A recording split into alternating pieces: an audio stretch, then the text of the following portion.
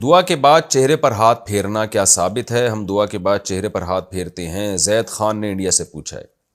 ترمذی کی حدیث ہے حضرت عمر بن خطاب رضی اللہ تعالی عنہ سے کہ نبی صلی اللہ علیہ وسلم اذا رفع یدیہ فی الدعاء لم یحطہما حتی یمسح بہما وجہہ۔ تو لیکن یہ حدیث کوئی بہت زیادہ مضبوط نہیں ہے سند کے لحاظ سے، امام ترمذی نے اس کو غریب قرار دیا ہے۔ تو غرابت اس حدیث کو کہتے ہیں جس کا مدار ایک ہی راوی پر ہو، اس کی تائید میں کوئی دوسری روایت نہ ہو، اور تو اس لیے بہت سے علماء اس کے مستحب ہونے کے قائل ہیں، اور جن کا خیال یہ ہے کہ یہ سند کے لحاظ سے زیادہ قوی نہیں ہے تو وہ اس کے مستحب ہونے کے قائل نہیں ہیں۔ تو بہرحال اتنی بات تو ہے کہ اس عمل کو بدعت نہیں کہا جا سکتا، اور بہت زیادہ تاکید بھی نہیں کی جا سکتی۔ اگر کوئی دعا مانگنے کے بعد چہرے پہ ہاتھ نہیں پھیرتا تو بھی کوئی حرج نہیں ہے، پھیر لے تو بھی ٹھیک ہے۔ اچھا بھائی، نئے مکانات سے جنات کو بھگانا، شہاب اظہار نے امریکہ سے پوچھا ہے کہ جی اس بات کی کیا حقیقت ہے کہ کسی نے نیا مکان خریدا تو اس میں داخل ہونے کے بعد 3 مرتبہ یہ کہے کہ اگر کوئی مخلوق یہاں ہے تو چلی جائے، اور اس کے بعد کوئی سانپ نکل آئے تو اسے نہیں مارنا چاہیے؟ دیکھیں ہمارے علم میں کوئی ایسی حدیث ہمیں نہیں ملی، کوئی مستند روایت۔ تو باقی یہ کہ موذی جانور تو نکلے تو مارنا چاہیے اس کو، حدیثوں میں تو یہی آتا ہے، تو مار دیں آپ اس کو، نہیں ماریں گے تو وہ آپ کو مار دے گا، چونکہ اس نے تو کوئی حدیث ویسی سنی بھی نہیں ہوتی، تو اس لیے مار دینا چاہیے اس کو۔ باقی رات کو سونے سے پہلے کیا کرنا ہے تو وہ مختلف احادیث میں ہے کہ سورہ آل عمران کا آخری سورہ بقرہ کا آخری رکوع بھی ہے، سورہ فلق سورہ ناس بھی ہے، آیت الکرسی بھی ہے، اللہم بسمک اموت و یحیا، اموت و احیا یہ دعا بھی ہے، اللہم اسلمت نفسی الیک ووجہت وجہی الیک وفوضت امری الیک والجأت ظہری الیک رغبتا ورہبتا الیک لا ملجأ ولا منجا منک الا الیک آمنت بکتابک الذی انزلت ونبیک الذی ارسلت۔ یہ بھی صحیح حدیث سے دعا ثابت ہے، اس کی بھی بڑی فضیلت ہے۔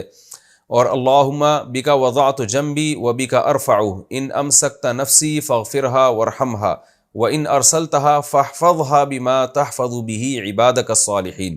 یہ دعا بھی پڑھنی چاہیے، حدیث سے یہ بھی ثابت ہے۔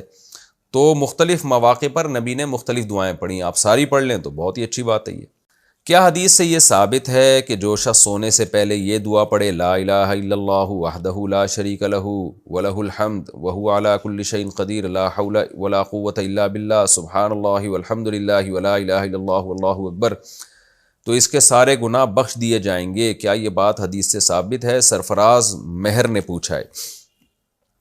دیکھیں صحیح بخاری کی حدیث نمبر 1154 میں یہ الفاظ یوں ہیں کہ جس کی رات کو آنکھ کھل جائے سوتے ہوئے میں، تو آنکھ کھلے اور پھر وہ یہ کلمات پڑھے لا الہ الا اللہ وحدہ لا شریک لہ لہ الملک ولہ الحمد وہو علی کل شیء قدیر الحمد للہ وسبحان اللہ ولا الہ الا اللہ واللہ اکبر ولا حول ولا قوۃ الا باللہ اللہم اغفر لی۔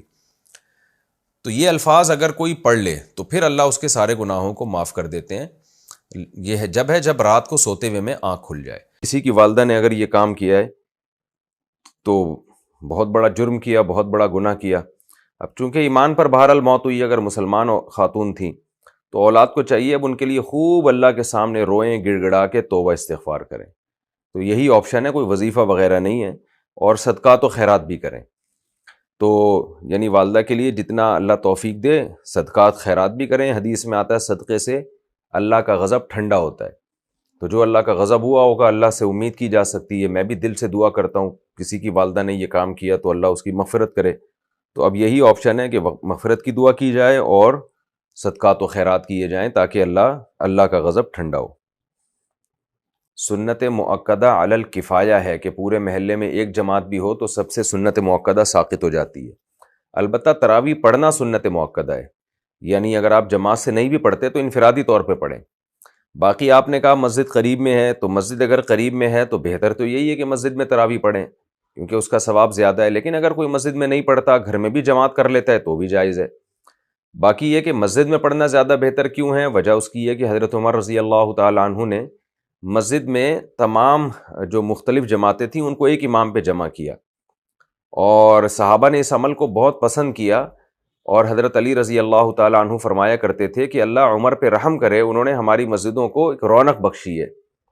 تو تراویح جو ہے یہ مسجد کی رونق ہے، تو اگر سب لوگ اپنے گھروں میں پڑھنا شروع کر دیں گے تو مسجد میں رونق ختم ہو جائے گی۔ تو اس لیے افضل یہی ہے کہ مسجد میں آپ جماعت سے جا کے تراویح کی نماز پڑھیں تاکہ مسجد کی ایک رونق بحال ہو۔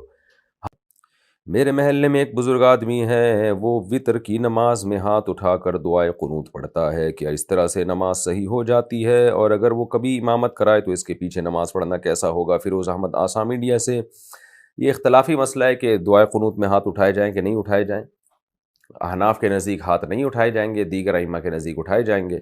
تو آپ کے ہاں اگر کوئی بزرگ وطر میں ہاتھ اٹھا کے دعائے قنوت پڑھتے ہیں تو ان کو بتائیں کہ بھائی ایک فقہ کو فالو کرو، یا تو پورے شافعی بن جاؤ یا پورے حنفی بن جاؤ۔ تو مان جائیں ٹھیک ہے، نہیں مانے تو چھوڑ دیں، کرنے دیں ان کو۔ جب وہ نماز پڑھائیں تو وہ اگر ہاتھ اٹھا کے قنوت پڑھتے ہیں وطر میں تو آپ ہاتھ اٹھائے بغیر پڑھ لیں۔ باقی زیادہ پھڈے بازی نہ کریں ان چیزوں میں، کوئی اتنا بڑا مسئلہ نہیں ہے کہ اس میں بزرگوں کی توہین جائز ہو جائے آپ کے لیے۔